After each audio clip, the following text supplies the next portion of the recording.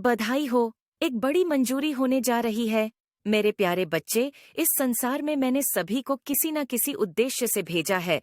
सभी कोई न कोई कार्य करने के लिए संसार में आए हैं। तुम भी आए हो, तुमको भी मैंने ही भेजा है।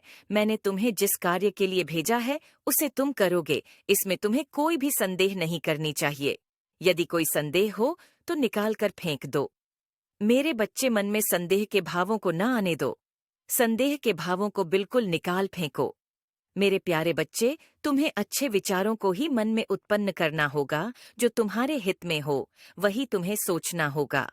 उन भावों का तिरस्कार कर दो जो निराशा से भरे हैं, जो संदेहजनक हैं, जो तुम्हारी प्रगति में बाधक है। जब तुम्हारी आदत सदा शुभ और आशावादी विचार ही बनाए रखने की होगी, तुम्हारे मन में सदा आनंद और उत्साह भरा रहेगा, तब आप निश्चित रूप से अधिक कार्य करोगे, सफलताएं प्राप्त करोगे। कभी दुखों और निराशाओं का मुंह नहीं देखना पड़ेगा।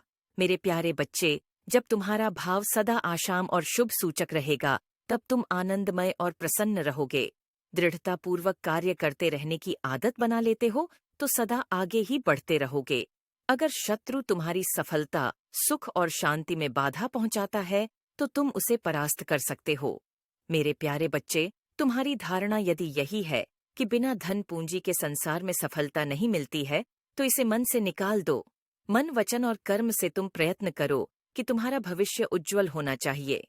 तुम सभी प्रकार से सुखी, सफल और उन्नत हो, तो तुमको सभी आवश्यक चीजें प्राप्त होती चली जाएंगी। मेरे प्यारे बच्चे, सफलता के लिए संसार में प्रवेश करते समय जो धन पूंजी तुम्हारे पास बिल्कुल नहीं थी, वह आती चली जाएगी, क्योंकि तुम्हारे पास आशाम उत्तम विचारों की पूंजी है।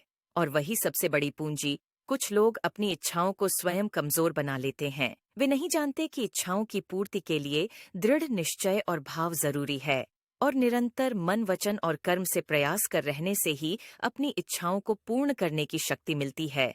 इच्छाएं तभी पूर्ण हो सकती हैं जब भी प्रबल होती हैं। कमजोर इच्छाएं अपूर्ण रहती हैं। प्रारंभ में यदि इच्छाएं पूर्ण होती दिखाई न दे, किसी प्रकार की रुकावट है, तो तनिक भी घबराने की जरूरत नहीं है। प्रयत्न जारी रखें। आशाम विचार उसी प्रकार ढह रहे, निश्चित रूप से तुम उन रुकावट को पार कर लोगे। तुम्हारी ही जीत होगी। बस यह मत भूलना कि अभिलाषाएं तभी पूरी होती हैं जब दृढ़ निश्चय के साथ साथ परिश्रम और प्रयत्न किए जाते हैं। दृढ़ निश्चय ही सफल हुआ करते हैं।